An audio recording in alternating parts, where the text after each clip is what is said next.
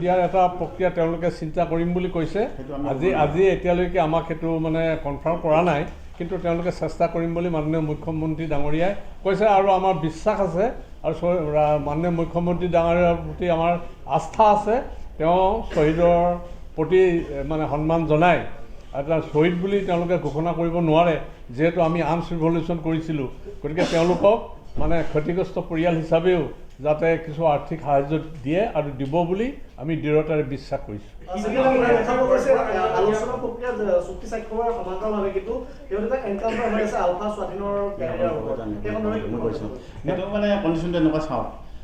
আমি আজি চুক্তি স্বাক্ষৰ কৰিছোঁ।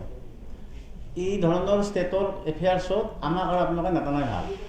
এইটো এটা ষ্টেটৰ কথা, ছিকিউৰিটিৰ কথা, কিবা কথাতে বহুত জামেলা আছে। মই কিবা এটা কৈ দিম, এইটো মস্ত কণ্ট্ৰভাৰ্চি হ'ব।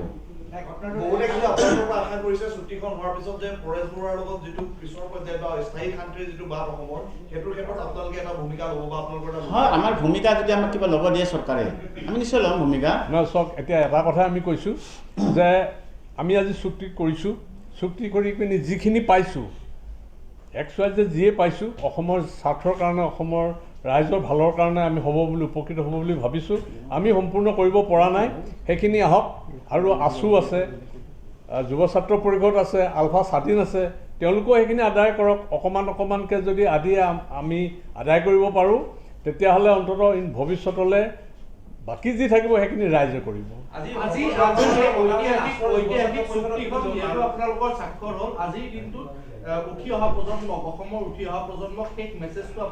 মই এইটো কথা একদম ক্লিয়াৰ কৈছোঁ। চাওক, আমি ব্যক্তিগতভাৱে আমি একেবাৰে সৰু অৱস্থাতে গৈছোঁ, 83 চনত গৈছোঁ। তেতিয়া সেই পৰিৱেশ আছিল, সেই পৰিৱেশৰ কাৰণে আমি পঢ়া শুনা গৈছোঁ। আমিও নিজৰ মোটামুটি যৌৱন তাতে দিলোঁ, আমাৰ পৰিয়াল শেষ হৈ গ'ল এইটোৰ কাৰণে। কিন্তু সেই সময়ত এইটো পৰিস্থিতি আছিল। আজিৰ পৰিস্থিতি হৈছে কি, নিজকে তৈয়াৰ কৰা। আজিৰ পৰিস্থিতি হৈছে IITত যোৱা, আজিৰ পৰিস্থিতি হৈছে এইমছত যোৱা, আজিৰ পৰিস্থিতি বিদেশত পঢ়িব যোৱা। ভালকৈ নিজকে তৈয়াৰ কৰা। আপোনালোকৰ নিচিনা ভাল সাংবাদিক হোৱা, এনেকুৱা ধৰণৰ। গতিকে এতিয়া আৰু সেই পৰিস্থিতি আছে বুলি আমি নাভাবোঁ। আৰু সেই পৰিস্থিতিৰ পৰা অসমৰ প্ৰজন্মক নতুনকৈ মানে আমি এটা দিশ দিয়াৰ কাৰণে আমি এখন স্বাক্ষৰ কৰিছোঁ। আশা কৰোঁ আমাৰ নিচিনাকৈ আৰু কোনো ভৱিষ্যত প্ৰজন্মই জংঘলত যাব লগা এতিয়া নহয়।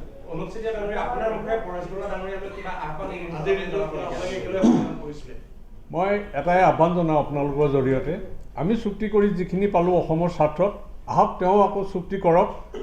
আমি যিখিনি নাপালোঁ তেওঁ সেইখিনি মানে অসমৰ জনগণৰ স্বাৰ্থত তেওঁ যাতে মানে আনিব পাৰে, তেতিয়াহ'লে অসমৰ ৰাইজৰ বেছি উন্নতি হ'ব, অসমৰ উন্নতি হ'ব। সেইকাৰণে তেওঁক আহ্বান জনাইছোঁ, তেওঁ যাতে আহি পেলাই এখন মানে ফলপ্ৰসূ চুক্তি কৰে। আমি যিখিনি আনিব পৰা নাই সেইখিনি তেওঁ যাতে আনে। এইখিনি আৰু হ'ব, তেনেহ'লে হ'ব। ধন্যবাদ জনালোঁ। আৰ্থিক সাহায্য দিয়াৰ এটা প্ৰক্ৰিয়া তেওঁলোকে চিন্তা কৰিম বুলি কৈছে। আজি এতিয়ালৈকে আমাক সেইটো মানে কনফাৰ্ম কৰা নাই, কিন্তু তেওঁলোকে চেষ্টা কৰিম বুলি মাননীয় মুখ্যমন্ত্ৰী ডাঙৰীয়াই কৈছে আৰু আমাৰ বিশ্বাস আছে আৰু মাননীয় মুখ্যমন্ত্ৰী ডাঙৰীয়াৰ প্ৰতি আমাৰ আস্থা আছে। তেওঁ শ্বহীদৰ প্ৰতি মানে সন্মান জনাই এটা শ্বহীদ বুলি তেওঁলোকে ঘোষণা কৰিব নোৱাৰে, যিহেতু আমি আৰ্মছ ৰিভলিউশ্যন কৰিছিলোঁ। গতিকে তেওঁলোকক মানে ক্ষতিগ্ৰস্ত পৰিয়াল হিচাপেও যাতে কিছু আৰ্থিক সাহায্য দিয়ে আৰু দিব বুলি আমি দৃঢ়তাৰে বিশ্বাস কৰিছোঁ।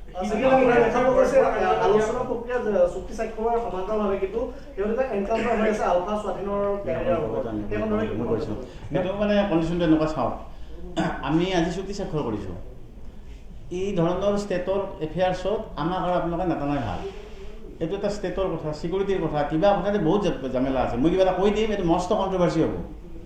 বহুতে কিন্তু আপোনালোকৰ পৰা আশা কৰিছে চুক্তিখন হোৱাৰ পিছত যে পৰেশ বৰুৱাৰ লগত যিটো পিছৰ পৰ্যায়ত বা স্থায়ী শান্তিৰ যিটো বাট অসমৰ, সেইটোৰ ক্ষেত্ৰত আপোনালোকে এটা ভূমিকা ল'ব বা আপোনালোকৰ হয়, আমাৰ ভূমিকা যদি আমাক কিবা ল'ব দিয়ে চৰকাৰে, আমি নিশ্চয় ল'ম ভূমিকা। নহয়, চাওক, এতিয়া এটা কথা আমি কৈছোঁ যে আমি আজি চুক্তি কৰিছোঁ, চুক্তি কৰি পিনি যিখিনি পাইছোঁ XYZ যিয়ে পাইছোঁ অসমৰ স্বাৰ্থৰ কাৰণে, অসমৰ ৰাইজৰ ভালৰ কাৰণে আমি হ'ব বুলি উপকৃত হ'ব বুলি ভাবিছোঁ। আমি সম্পূৰ্ণ কৰিব পৰা নাই, সেইখিনি আহক। আৰু আছু আছে, যুৱ ছাত্ৰ পৰিষদ আছে, আলফা স্বাধীন আছে, তেওঁলোকেও সেইখিনি আদায় কৰক। অকণমানকৈ যদি আমি আদায় কৰিব পাৰোঁ, তেতিয়াহ'লে অন্ততঃ ভৱিষ্যতলৈ বাকী যি থাকিব সেইখিনি ৰাইজে কৰিব।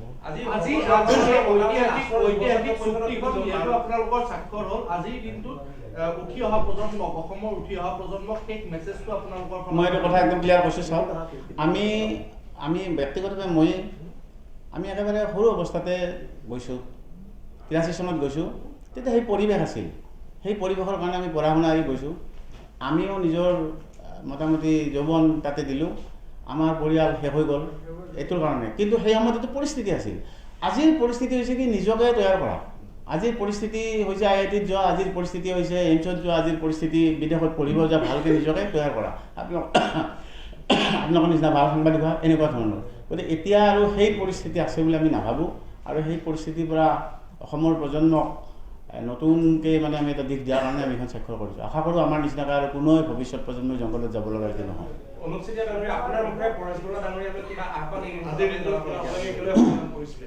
মই এটাই আহ্বান জনাওঁ আপোনালোকৰ জৰিয়তে আমি চুক্তি কৰি যিখিনি পালোঁ অসমৰ স্বাৰ্থত আহক তেওঁ আকৌ চুক্তি কৰক আমি যিখিনি নাপালোঁ তেওঁ সেইখিনি মানে অসমৰ জনগণৰ স্বাৰ্থত তেওঁ যাতে মানে আনিব পাৰে তেতিয়াহ'লে অসমৰ ৰাইজৰ বেছি উন্নতি হ'ব অসমৰ উন্নতি হ'ব সেইকাৰণে তেওঁক আহ্বান জনাইছোঁ তেওঁ যাতে আহি পেলাই এখন মানে ফলপ্ৰসূ চুক্তি কৰে আমি যিখিনি আনিব পৰা নাই সেইখিনি তেওঁ যাতে আনে এইখিনি আৰু হ'ব তেনেহ'লে হ'ব